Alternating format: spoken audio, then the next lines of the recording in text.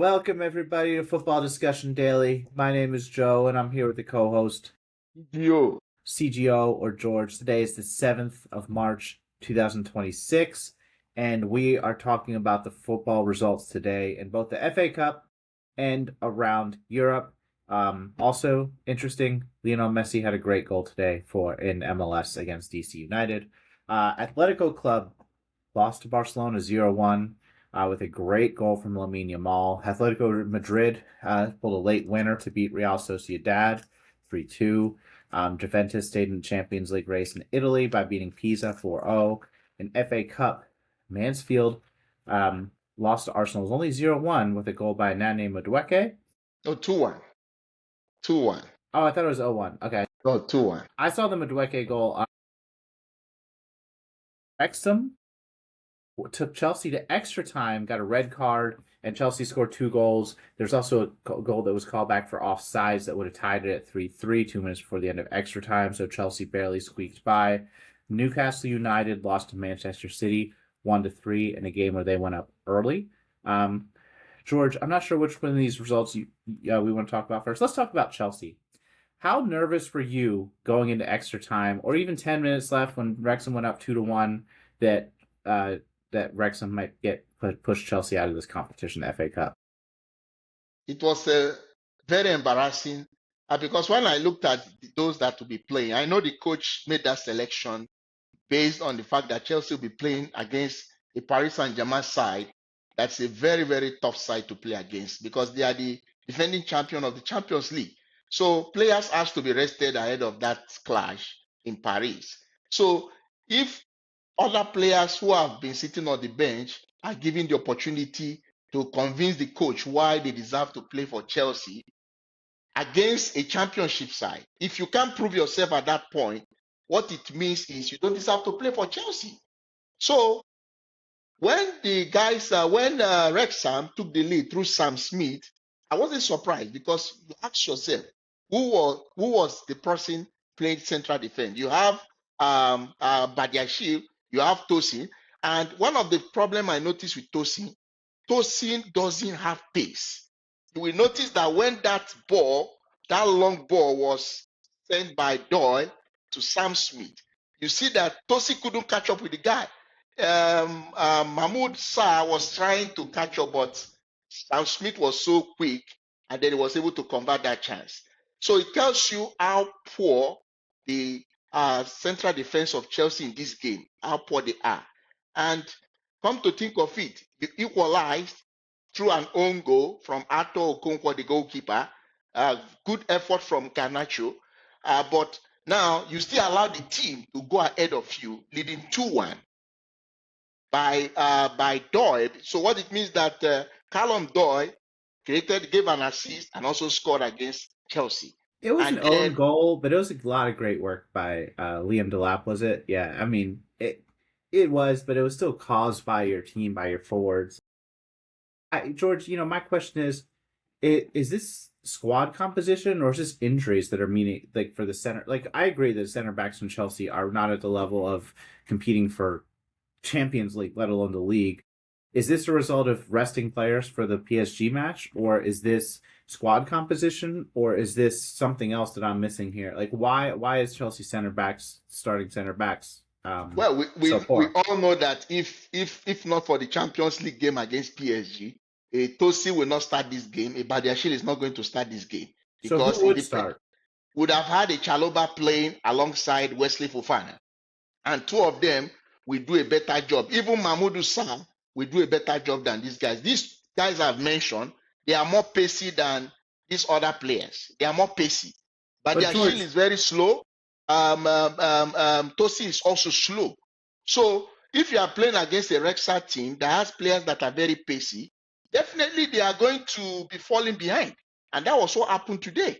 And but George, you typically don't rest center backs, center midfielders, wingers, even strikers. You rest. You do not rest center backs. Virgil van Dijk's played every league game since he tore his ACL, and every league game 3 or 4 years before that. Like, it's just not something that happens unless the league's already wrapped up, like Liverpool last year or something like that. Like, is there something else going on with these center backs that I'm not aware of?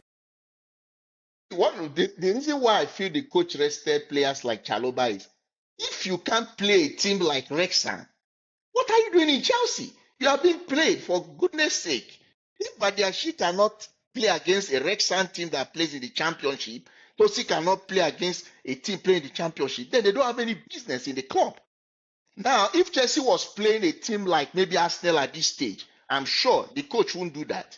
If they are playing against the Manchester City, I'm sure the coach will like to use the first team players like Chalobah and Wesley Fofana. I know Wesley Fofana is somebody who is prone to injury, so the coach will like to protect a player like that. The person I would have wanted, maybe they would have used today, is Chalobah, because Chalobah is not an injury-prone player. Let me tell you the truth. If not that, Wrexham got a red card. That is the red card that went to George Dobson. It was also, I'll just say, it was completely deserved. Like, it was not controversial. It was a bad tackle. Even the player afterwards apologized to Cole Palmer and said sorry, like, and walked off. It was a very straightforward red. But that red card helped Chelsea in this game, because when Chelsea was leading 3-2, you expected them to dominate the game. But at some point, it's like they became so sluggish. They were not even playing as if they have one man advantage. It was as if it was Chelsea that even had the red card. They're not used to it. Scored an equalizer that the VAR has to overrule. George, it's because they're not used to it. They're used to playing a 10 on 11, so it's a little awkward for them playing 11 on a 10. That's a bit of a joke. But George, here's another question, though. So I thought that the same center back pairing, I believe, played against Brentford, Tosin and Badiashile. And I thought they both did very well against Brentford. And Igor Thiago, as good of a striker as he is, he's not hyper fast. Do you feel like this group could still do better? Do you think this is a coaching mishap rather than a player mishap? Because, again, if the coach knows that Wrexham has pacey players and he puts two slow center backs on, I feel like that's a coaching issue, not a squad composition issue, which is what you're saying. The coach knew these two guys. He knows the weakness they have. That was why he brought in a younger player like Mamadou Sarr, who is quicker. And because you ask yourself, why would the Chelsea be playing a Wrexham and be playing three central defenders? Yeah. It shouldn't be. That's not supposed to be the case. The coach did that. That's what I feel. He did that just to cover up the weakness of these two guys. But unfortunately for him, that plan he made didn't work. And you must understand, Mahmoud Sarr is observing the Ramadan. So even at some point, he had to take a little break. So stuff like this can also affect the player. George, all these massive clubs know how much it impacts players. They know how much their players can play on Ramadan or how much they can't play. They've plans that are completely respectful of that person's religion and sacrifices. I don't believe that's an excuse in 2026 to play that a Muslim player played poorly. Like, no, like, your sports science department set him up in a position to fail. Mo Salah has had probably his best couple week patch of the season the last 2 weeks. And I feel like in 2026, with all the sports science we have, all the science says Muslim players can manage their food and water intake and do very well in this league in Ramadan. I don't believe that. George, next question, though. I saw, the Portuguese guy, Enigo. This is the first time I had seen him play. I was really impressed by him individually. I don't know. What were your thoughts on him? Had you seen him play before? And was this do you feel like it was a good performance from him? What were you talking about? The Portuguese guy on Chelsea, the midfielder, Enigo. Okay, Sugo. You are talking about Sugo. Sugo, yes. I'm sorry. Dario Sugo. Dario Sugo. I never seen him play before. No, he has played. He has been injured for a very long time. He's a very good player. So I never heard of his name before today, and I thought he did a good job.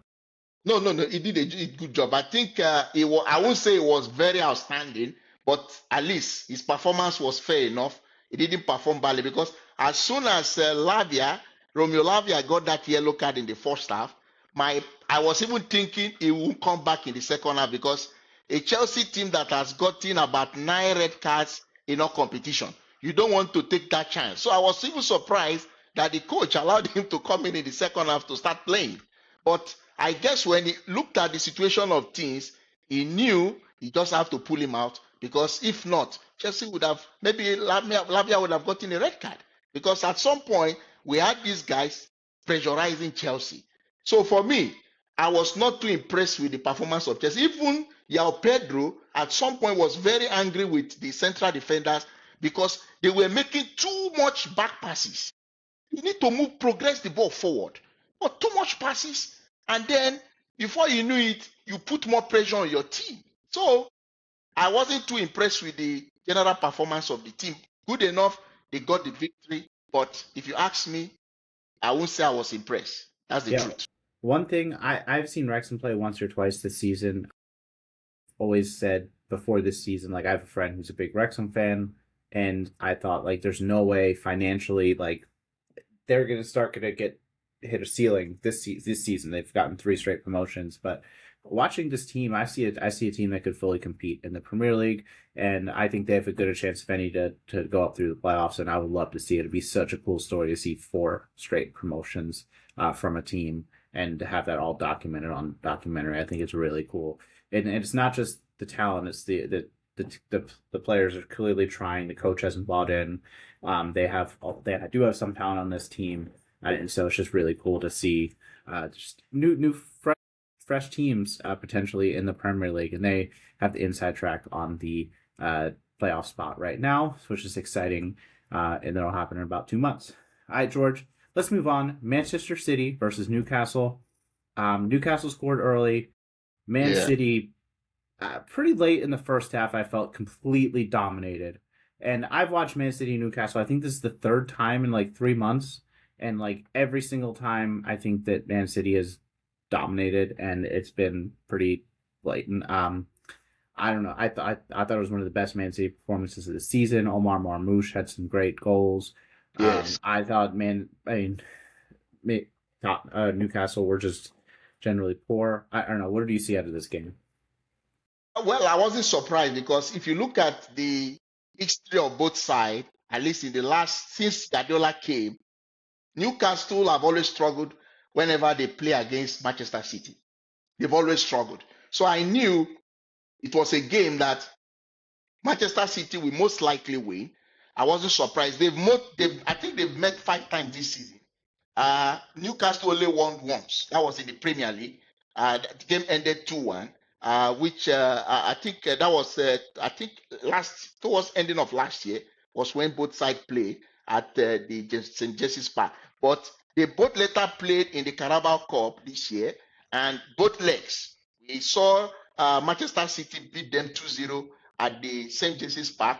They got 3-1 against them at the Etihad. And then when they played the reverse side of the Premier League, Manchester City won 2-1. So playing them again for the 5th time, I knew that it would be difficult for Newcastle to defeat Manchester City. So the win wasn't a surprise to me. And I think one of the things that would have also affected Newcastle somehow, remember they have a game on Tuesday against Barcelona. It's going to be a crunchy tie. So City play Real Madrid, this week, don't they? Well, City is playing on Wednesday. So that 1 day difference is a lot, whether you like it or not. So that definitely, because the number of days you have to rest also matters a lot. The likes of Anthony Gordon didn't start this game. The likes of Dan Burns didn't start this game. I'm sure if not for the Champions League game, the coach will most likely start them. So when a team with that kind of players, I won't say they have they don't have a squad depth. You can't compare the squad depth of teams like Arsenal, Manchester City with Newcastle. So they need to make do with what they have. Gordon might be rested for Barcelona, but center backs don't get rested. Like, that's not a thing. Maybe if he's coming back from injury, but center backs just run so much less, and there's so much just captain on the field stuff that goes on there. Like Dan Burn, as good as he is, he also has some weaknesses to a game that a really good coach and squad can exploit. Maybe Eddie Howe decided on the more flexible player. I don't know his thought process there, but I doubt it's a rotation issue on a center back. Jolinti too came in the second half. That was what happened. So most of these players, they are their starters. Midfielders get rotated a lot for things like that because they run a lot more, but center backs do not. I agree with you. I agree with you with center backs. You don't need to rest them because they don't. The number of runs they make, you can't compare it with that of the midfielders. And So the Dan Burn midfielders. has played fullback once or twice this season, and it has gone awful. He has been awful out there, and he is not an outside back at all. He doesn't have pace either, but he still is able to use his size and his quickness and his intelligence very well, and very effective center back at this level. I also think back to Bournemouth days. I think Pep has always had Eddie Howe's number. Um, Eddie Howe, I feel like, is a very tactical, intellectual manager, and Pep, I feel like, does better against those than a lot of like the man manager types. Every coach at this level, high elite level, is a great man manager and a great tactical manager, but I do feel like within that there's people who lean more one way or the other, and Pep does better against the latter type. But were you surprised with the outcome of the game? Were you Uh, surprised? not really. I'm with you. I do feel like Man City has depth in a season like this that's compressed by a couple weeks to a World Cup. I feel like the extra player or two that's quality matters. I mean, Pep's bringing Omar Marmoush, who does not typically start, who scores 2 goals, and he can rest Marmoush and play Foden or Doku on Wednesday, and it's not a big drop off. I mean, sometimes he can interchange those players based on matchups and play style.